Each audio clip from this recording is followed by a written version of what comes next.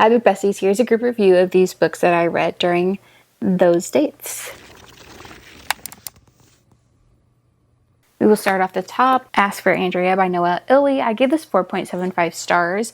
This is kind of like a horror thriller type of situation. It follows three women who unfortunately were all unalived by the same man. So it goes through their POVs and timeline POVs as well, leading up to how they met him, how unfortunately they met their end, and what happened after as they start haunting him. So they are trying to stop him from doing what he did to them to other women. He unfortunately poses as a single man online, and he meets women that way. There were a lot of women that luckily got away, and unfortunately they weren't one of those. So they are trying their best with what they can do to ensure he doesn't continue. It gets to a point in the timeline to where they end up meeting each other. So it kind of goes through that and the investigation of him possibly being a lead for one of those. So it was very intense, very beautiful in the sense of womanhood. Like, it was so emotional for me. I was also like sleep deprived when I read this because I was reading this on my way to my vacation. So it was like midnight, 2, 3 a.m. when I was reading this. But nonetheless, it was still a beautiful book and it was still amazing. And I 100% recommend this book. It made me cry. So what can I say? The next book I went into was The Orphanage by the Lake by Daniel G. Miller. This is book 1. He has another book coming out. I don't know if it's going to be a duology or a series, but there's another book coming out. It follows Hazel. She is a PI. One day a lady walks up to her office, no appointment announced. She just walks in and states that her goddaughter is missing. Obviously Hazel is like, well, what do you mean missing? The goddaughter has been living in an orphanage for most of her life. The lady, her name is Madeline. She tells her that the girl's parents unfortunately were unalived in a car accident, so that's why she's been living there. Of course, Hazel has her questions and concerns, and she's like, well, why didn't you take her in, and why are you so worried now? You know what I mean?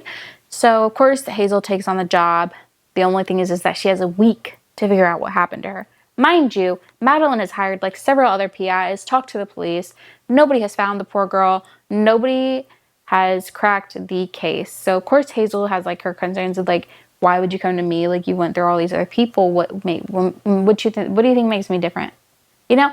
So, of course, Madeline is like, you have fresh eyes, you're new, blah, blah, all that stuff. So, Hazel gives it a try.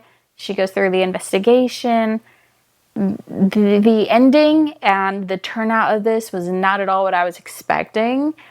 At first, I'm not going to lie to you, Hazel irritated me. She was repeating her situation, feeling sorry for herself. It was kind of like, okay, girl, we get it. But nonetheless, the actual like plot of the storyline and the investigation is what kind of got me pushing through once we continued on through those parts. I was on the edge of my seat for a lot of this. I was like, I need to know more. Like, what's going to happen next? I was quite stressed out through this book. So either way, I 100% recommend. I gave it 4.25 stars. So here you go. The next one I went into was Savage Lover by Sophie Lark. This is book 3 in the Brutal Birthright series. This one might be my favorite one so far. Okay? I haven't read the other ones yet, so don't spoil anything for me. Thank you. But this one follows Nero Gallo. He's Ava Gallo's brother. Ava is the FMC from book 1. So this is her brother and his story. He meets Camille, where they kind of known each other since like high school. They grew up in the same town. Of course, this is a mafia kind of romance. So we can probably guess what like the Gallos get up to. You know what I mean? She, on the other hand, she has lived in this 1-bedroom apartment with her father and her brother. Well, I think it's a 2-bedroom actually. And her father owns like a car shop, and so she's helped him there. He's now sick and he's unable to do a lot of the work, so she's kind of picked up the slack and stuff. her brother gets himself into like a sticky situation, and so it ends up putting her in a situation to get him out of it. So it was very entertaining. It was a little nerve-wracking for what they were going through, as she was getting put in situations where she would have to be near Nero, and it was intense. It was intense, and I loved it. Oh, I loved it. I loved Nero. Oh my gosh, I love them. I love them both, actually. They were both very kind of similar, so they kind of worked out in the end. But I loved this one. Did I say the rating? I think I gave it 4.5 stars. The next one I went into was The Best of Friends by Lucinda Berry. And I should have DNF'd it. I should have DNF'd it. And for my besties listening to this and watching this, you're like, oh my gosh, you were going to DNF a Lucinda Berry book? Yes, I should have. I should have done it, because this one hit home a little too close. A little too close to home, and I was losing my mind. I was already in a dark place, and this took me into the abyss. This unfortunately follows 3 boys. An incident occurred to where one of them was left unalived, the other one was left in a coma, and the other one was left in such a state of shock that he is not speaking, moving, or like listening to anybody or doing anything. And it was intense, okay? It was intense. It went through the investigation of what happened. They were trying to figure out what led up to whatever the incident was, who did it, what happened. Of course, they were kids and had their secrets, so their families were figuring out what was going on between them. And the families had their own secrets that they were hiding from each other, so they were all friends, and like secrets being spilled. But the situation of the incident, once we found out what happened, if you want a spoiler, keep watching. If you want to skip ahead, go ahead. But it does involve suicide. So if that is a trigger for you, do not read this book. I should have DNF'd it. I should have DNF'd it at that point. I was kind of like already at the end, but I kind of knew deep down the questions that these families had, the feelings that they were having. It brought my own thoughts and feelings about my situation in my life. And for those of you who don't know, I lost my little brother to suicide. So I was just in a state of shock there myself. I was bringing up those questions that I asked and wondered, and sometimes still wonder to this day, but obviously time has passed and I'm trying to move forward and whatever the case may be.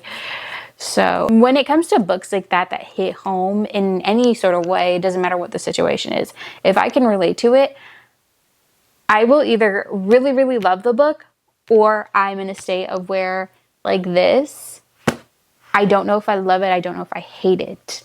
I'm not going to say I hate it, actually. No, I don't know if I just want to throw it away. Just because I know it's not the book's fault. I truly didn't know that was in it. There's no trigger warning, so I genuinely wish that it came with a trigger warning in that sense. It definitely messed with my head there for a bit. So, nonetheless, regardless of how I may feel about a book, I will always recommend books, even if I didn't like them, or even if I have, whatever, because it could be somebody else's favorite. Somebody else can like it. I know you may be asking, like, what makes you think I'm going to like a book like that? I mean, it's just it's a psychological thriller, so it definitely puts you in the state of thinking and trying to understand the parents and the families. I definitely understood these families 100%. So it was quite a ride, to say the least. Moving on kind of a lighter note, I guess, I went into The Housemaid is Watching by Frida McFadden. This is book 3 in the Housemaid series. I gave it 4 stars. It's your average Frida thriller. But in my opinion, I might knock it down to 3.75, as in my personal opinion, I don't think this book was needed. Okay? I'm so sorry. I loved The Housemaid. I was okay with book 2, but the storyline of this, I was just kind of like, what was the reason?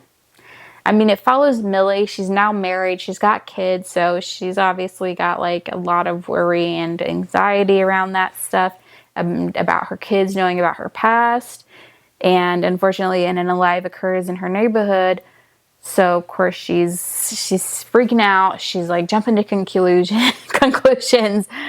And I was just like, girl, Millie, get it together, babe. She annoyed the shit out of me, and I was like, okay, it's fine.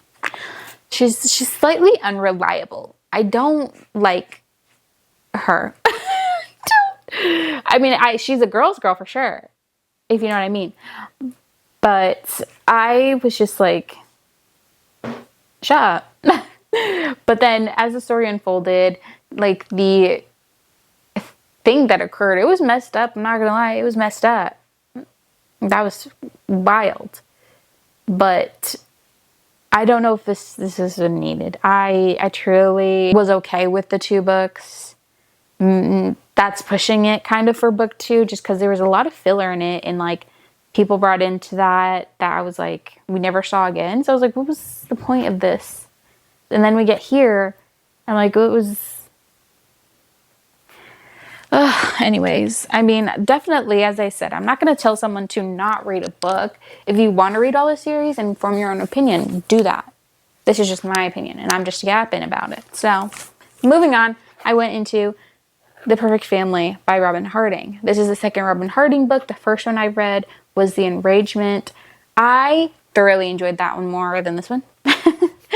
To me, they're both entry-level thrillers, so do with that what you will for that information. This one, I don't know. It kind of fell a little flat for me.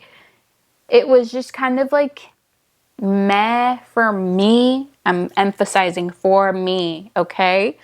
Because it follows a family. Each person in that family, the mom, the dad, the brother, the sister, they all have their own issues and secrets that they're hiding from each other. Okay? Keep that in mind. They all have secrets that they're hiding from each other. So, in the story, their house starts to get vandalized by strangers. They don't know who they are. They don't know why they're vandalizing. And they, mind you, have all issues that they got going on behind the scenes. So they're like, oh my gosh, is it me? And they're not talking to each other about it. But they're also talking to each other in the sense of, if you know anything or any reason why this is happening to our house, can we talk about it? Let me know, blah, blah, blah. And I'm like, just talk. Why are we keeping these things? It's weird. Like, I get the reasoning for the kids and the parents. The parents weren't apparently kind, so I get it. But I was like, come on. This is weird behavior from everybody. Secrets are what ruin people's lives, okay? So all I gotta say is, don't keep fucking secrets from people. Like, if you're doing weird shit to where you can't tell people about it, maybe we need to reevaluate things, actually. And then the next and last recent book that I went into was Unmissing by Mina Kent. This was crazy. I gave it 4.25 stars. Honestly, I might bump it up to 4.5, but maybe not. So it follows Lydia and her husband Lucas and his new wife Merritt. Lydia went missing, abducted. Okay, she was abducted 10 years ago. Then she somehow manages to escape and comes back to his house and tries to obviously come back home to him. And then his new wife answers the door. She's pregnant. Their house is like a huge mansion, beautiful, blah, blah, blah. Mind you, it's been a decade, so she doesn't know what he's done, all these things. All she knows is the man that she met and married. Mind you, they had like a very quick wedding, and all he had was a dream. So now it appears to be he's successful, whatever. wife says he's not here. And she's like very suspicious of Lydia. She doesn't think she says who she is. So she's like, I will call the police if you don't go away. I was annoyed with this woman, but also Lydia kind of scared me too a little bit, just because she was like very determined to get the life back that she wanted and deserved. So I was just like, mind you, I get it. She's been through some trauma, so she's of course a completely different woman at this point. Merritt is very iffy about her. The twist in this had me gasping. I did not see it coming. I was like, that is fucked. That's actually fucked up. I couldn't believe my eyes, my ears, my soul. I don't even know. It was pretty fast paced too, which I really, really liked. I thoroughly enjoyed this one. The wife, she made me mad. I was like, girl, which I get. It's been like a decade. Things happen. They thought she was unalived. They didn't know she would ever come back. So I get it. You know, we have to move on with our lives. But if I ever get abducted and my husband marries on somebody else, absolutely not. So it was definitely a little drama moment there, and I was like, let's not do that, actually. Let's not. She was unfortunately abducted. Like, please be nice to her. Thank you. And then the end, I was like, hell no. No. No. No. No. And that's all I'm going to say about this. As I said, highly recommend. Definitely read this one. Yeah, that is all the books that I've read for the past like week and a half, 2 weeks, I want to say. Crazy that most of them are thrillers. Who's shocked? Not me.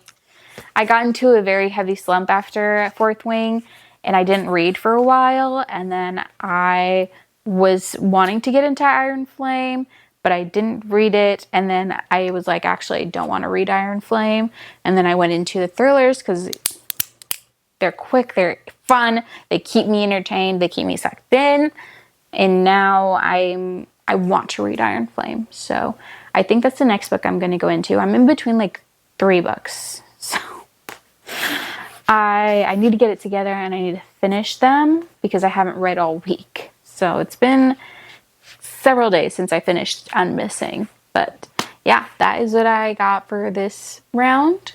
I will see you in the next one with the next group. If you want more bookish content, definitely hit subscribe. Definitely follow me on my social medias. If you want to see anything else, let me know. I'm here to give you any bookish content you're looking for.